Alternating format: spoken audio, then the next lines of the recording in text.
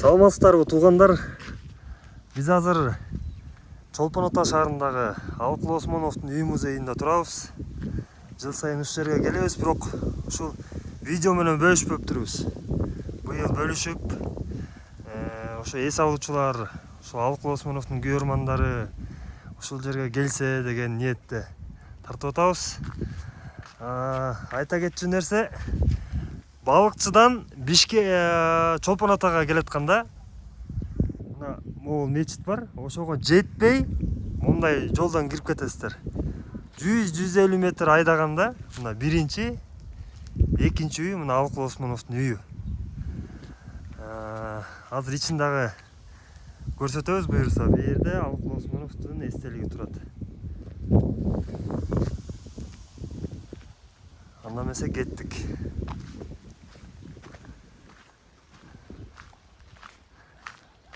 Арчалар. Ассаламу алейкум аке. Кандайсыздар? Жакшысызбы? Жыл кандайсың? Жакшысызбы? Жыл сайын эле келебиз. Көрөм ошо. Анан быйыл тартып коелу дедик. Өңүң жылуу чыгып аткандан баягы иним келген экен Алыкулдун күйөрманы деп. Рахмат агай. Жакшыбы, ден соолук жакшы. Жакшы, бул жерде Алыкул атабыз 45-50 жылдар жашаган, мына бу жерде жашаган. Ооруп, ушул жактан ооруп, анан кийин жакшы боло албай баягы бул жашоодон кош айтышарда ушул жактан ооруп кетип анан Бишкектен үзүлгөн да. Ошо Бишкекте үйүндө. Бишкектеги үйүнөн үзүлгөн да. Эми бул жерде сиз канча жылдан бери карайсыз беке? Биякты мен караганыма быйыл 19 жыл болот экен, келерки жылы 20 жыл болот экен. Ушу 19 жылдан бери ушуну оңдоп түздөп дегендей. Баарын карап, арчаларды тиккенбиз мындай кезинде. Чоңойгон турбайбы? Асман тигип чоң болду. Анан ушинтип эле карап, ушул жакты байралып коюп жүрөм. 2005-жылы көчүп келгем Бишкектен.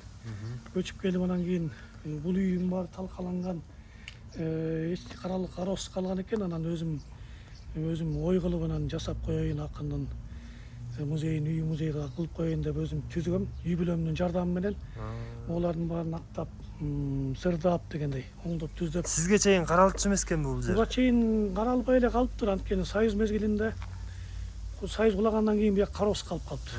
Анан кийин көрүнгөндөрү баягы эмне кылсак, менчиктештирип алсакпы деп көз арткандар болуптур. Ага чейин мурда Союз мезгилинде китепкана болуптур. Алыкул Осмонов атында китепкана болуптур. Бул туберкулезный санаторий болгондо баягы мурда илгери ошо оорукана болуптур да, анан ошол учурда акын дарыланып жашаган да бияктачы. Жакшы, эми мунун соту канча беке? Мунун аянты? Жер аянты ошо өзүнүн аянт бир 6 сотук болот. Анан ошо гүлдөрдү эккенбиз. Биякты жакшылдандырып, анан сугарып эле күнүгө, жайдын күнү биякта болуп эле жүрөм. Бул жер мэрияга өткөзүп бердим деп аттыңыз эле, Могул болсо 100 жылдыгындачы. 2015-жылы. Ооба. Ошондо Алыкулдун айкемин тургузганбыз да. Ооба. Алыкул фонду тургузуп берген. Анан кийин могу ичине эме кылганбыз, тиги арчаларды тиккенбиз да. 100 жылдыкка 100 арча деп тиккенбиз. Жакшы. Моголор, Чактан мындай парк уюштурганбыз да, аллея. Анан кийин 18-жылы мен өткөрүп бердим мэриягачы. Болду, эми муну силер карагыла. Мен могулдун баарын өстүрүп бердим, балатыларды, арчаларды. Карагыла десем, мэриянын шай жетпей аларга карабай, анан куурап атканын көрүп, өзүм келип эле сугарып, ушу 15-жылдан бери карап келдим. Эч маянат жок сизге? Маянат грамм төлөнбөйт. Акча берилбейт. Туят. Маянага деле караган жокмун, анткени бул арчалардын баары өзүм жаш баладай кылып кенедейинен кенедей кичинекей кезинен бери өстүрүп, кичинекей кездейинен жаңы өсүп келаткандагыдай. Анан баарын өстүргөм да, анан куурап калбасын деп эле. Арбагы ыраазы болсун беке сизге. Алыкул атабыздын арбагы ыраазы болсун. Үйдүн ичин көрөлү эми, Көргүлө, ооба. Өзүң келип турасың, рахмат сага. Тез келесиң. Гөлгө келгенде эле бияка келбесем болбойт. Келиш керек. Анан эс алуучулар деле кызыккандар, күйөрмандар келет экен. Көрөт экен келип кызыгып. Жакшы, азыр ичин көрөлүк.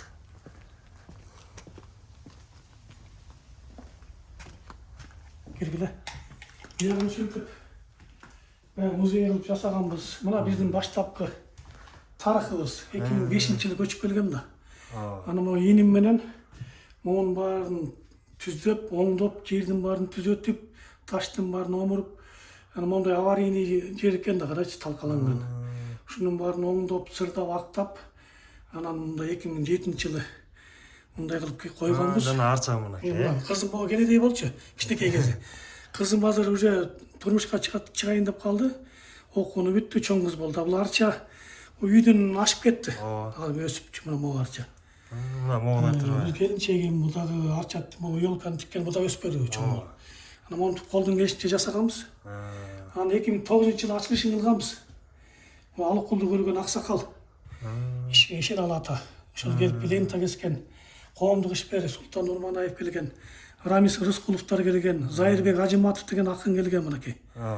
Анан Камчыбек Букалаев келген, сүйүнүпчү баягы күйөрмандары. Жакшы.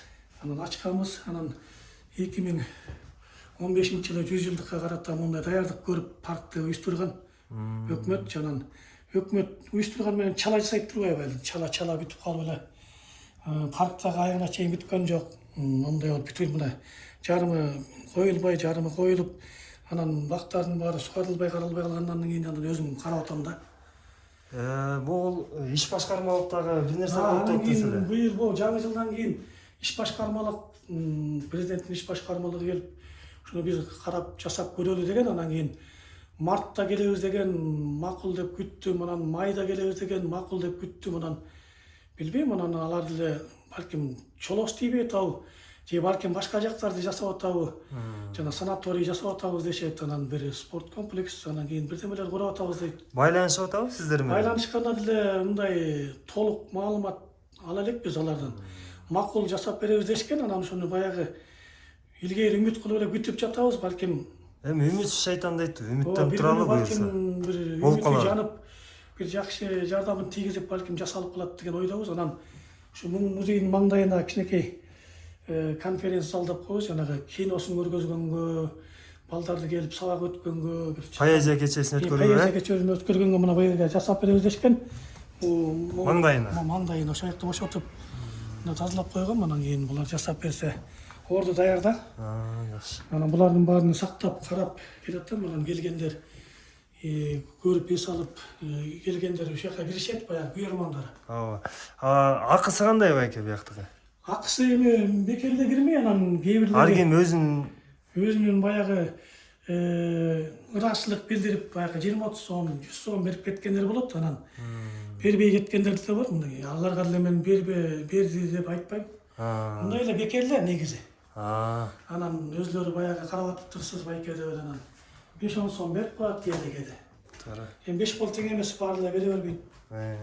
Анан кээ бири көрүп кызыгып, батасын берип Куран окуп кетишет. Мен ошого ыраазымын. Жакшы. Балдар жасаган. Жаштар келеби, жаштар? Жаш балдар бул биздин жаныбызга Акылман деген ачылбадыбы? Президенттин окуу жайы, балдардын, кичинекей балдардын окуу жайы. Ошолор келип аябай зээндүү балдар экен. Кызыгып, жөн ырларын окуп, буяктан жөн эле оценкаларын коюп ийип, аябай мындай кызыккандар бар экен. Жок, мындай жаш эс алуучу, жаш мындай Эс алуучулардан дагы жаштардан келеби дейм да, мындай. Эс алуучулардан да кызыккандар бар келип. Даже орустар келет. Анан мен айтып коем, кыргыздын Пушкини десем, деп карап көрүп анан кетишет. Анан орусча китептеринен да чыгарып коеюн дейм, ошо баягы ага деле каражат керек да. Бул эмелери өзүнүкүбү же мындай болжолдон жасалганбы? Жок, бул өзлөрүнүн эле буюмдары деп ошо калтырып кетиптир. Жана буякта калган баягы жергиликтүү тургундардын, аксакалдардын үйүндө экен. Анан бул калгандарын коштук, бул шырдактарды алып келип койдук. Калгандары өзлөрүнүн экен эле. Отурган отургучу, анан буякта дарыланчы экен, буякка отуруп, буяктан дарыгерлер келип баягы дарылачу экен да. Буякта отуруп ыр жазчу экен. Кайран алып атабыз. Жакшы, муну дагы байытып, жакшылап мамлекеттик деңгээлде караса укмуш болсо болот да. Эми мамлекет кызыгып жанагы иш башкармалык жасап берели деп атышат. Балким бир убакыт саат келгенде жасап берер. Эми жасап бергенде биякты аябай эле мындай эбир кылып кереги жок. Баягы өзүн сактап эле калып эле анан маңдайына тегерегин баарын көрктөндүрүп баягы керектүү эмеректерди алып берсе деген ойда. Жанагы конференция зал балдарга окутуучу бир эмелерди, куралдарды, китептерин балдарды шыктандырсак деген ойда. Кыргызстандагы бир 90-95% музейлерди көрдүм байке. Бизде музейлердин акыбалы өтө начар да. Анан чет жакка жүргөн чыкканда дагы сөзсүз музейлерге кирем. Эми бул Алыкул Осмоновдун деңгээлине жетпегенине мындай бир пасыраак адамдардын музейи укмуш да. Анан биз эми бул көзгө көрүнгөн мындай укмушсуздай алпыбыз да бул, алп акыныбыз. Алп акыныбыз да. Анан ушундай акындарыбыздын музейин жакшылап карап койсо мамлекетибизчи. Мамлекеттин убактысы келбей атса дагы өзүм карап атам, мына 20 жыл болуптур, эми келерки жылы 20 жыл болот экен. Анан карап атам, ак албайм, доомат кылбайм, бирөөгө баягы мактанбайм дегендей. Өзүмдүн ишимди кылдыратып, ошо келгендер менен кичине коңурашып, мындай алар менин көңүлүмдү көтөрүп кетишет. Арбагы ыраазы болсун, алп акыныбыздын арбагы ыраазы болсун, эли ыраазы болот деп эле баягы мени жакшы көңүлүмдү жубатып кетет турбайбы? Көңүлдү жубатып кетчү. Жакшы. Жакшы.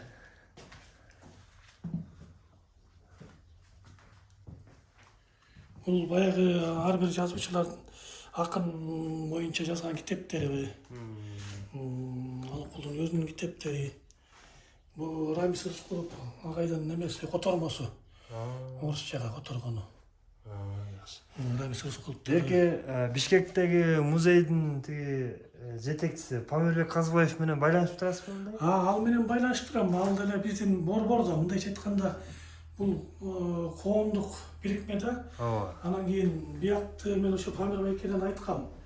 2005-жылы мен көлдүк болгондон кийин көлгө барып музейин жасап, оңдоп түзөйүн десем макул деген. Анан ошол ойдон келип эле, анан өзүм келип эле, өзүм карап туруп калдым да. Анткени музейди жасап бүткөндөн кийин эми таштап койбоюн деп.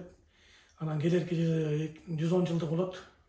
Анда дагы маселе көтөрүлөт го эми, баягы мамлекеттик деңгээлде көтөрүлөт.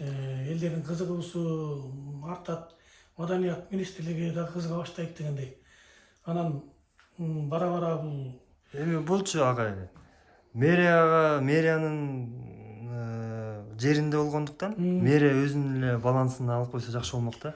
Ооба, мэрия деле алалы деп айтышкан, эми алар деле алганда бул жака айлык төлөп бериш керек экен, анан комиссия түзүшүбүз керек экен.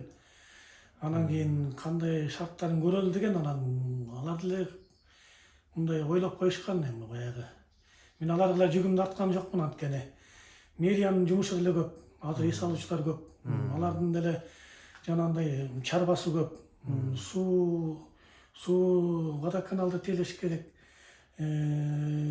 Жергиликтүү жашоочулардын социалдык жашоолору көп. Анан аларга деле мындай Алыкул арбактын немесин доомат кылбайын деп эле өзүм эле мындай аракет кылып атасыз. Аракет кылып эле өзүм эле мындай. Мамлекеттин деңгээлинде болсо дегеним да, баягы жакшыраак болот эле депчи. Муну сакташ керек дагы кылымдаргачы. Керек болсо мунун үстүнөн дагы жакшылап иштеп чыгып, мунун үстүн жанагындай жабык кылып, мындай навес кылыш керек. Жаңбыр күн тийбегедей кылып анан сактап койсок, сон болот эле деп. Бара-бара жасалат болуш керек. Буюрса. Жакшы анда агай. Ооба, рахмат. Ишиңиз илгери болсун, ийгиликтерди каалайбыз. Керим агайга салам айтып коюңуз. Буюрса. Düşön агайга. Düşön Керимов. Ал өзү Бишкекте жүрөт, өткөндө келгенбиз командировкага, анан чоло тийбей калды жака келгенгечи. Düşön агай өзү келип көрөм деген, анан бир алдын эле убакыт сааты келсе, өзү көзү менен көрсө жакшы болмок. Саламдуу айтып барыңыз. Жарайт. Düşön агайга салам айтып барыңыз. Анан кийин тезирээк келсин, көрсүн, көлгө түшсүн, Алыкул түшкөн көлгө ада түшсүн. Могул бир 200 метрде эле көл да. Ошол жака түшкөнбү? Алыкул ушу жээкте Алыкул акыныбыз көлгө түшкөн эмес да, бак киши ооруп анан көлгө деле түшкөнгө мындай дарманы жетпей, же болбосо көлдү деле түшүп баягы булгагысы келген эмес да.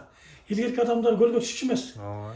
Көлгө таазим кылып, көлдү карап, ыраазычылык билдирип, суктанып карап, табияттын ооздугу, табияттын керемети деп, анан көлдүн толкунуна, көлдүн жанагындай жаткан, чалкып жатканына иш кылып, мындай ыраазы болушкан да байыркы адамдарчы. Азыр кандай гана адамдар келип түшүп атышат. Азыр көлгө зарар деле кылышып атпайбы? Булга атышат, Таштанды жейик. Суулар куйулуп атат, түркүндөр болуп атат. Ошонун баарын эми бара-бара оңолсок жакшы болмок.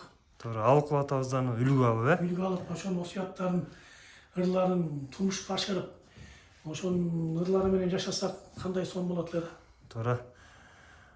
Буюрса, ойлогон ойлор ишке ашат деген ойдобуз. Буюрса. Рахмат, иним, сага да рахмат түшүнтүп атайын. Көңүл буруп, баягы 1-2 жыл мурун да келдиң эле. Анан быйыл да келипсиң. Анан улам келип жаңыртып, жазып туруп келип тур. Буюрса, ийгилик болсун барыңыздарга.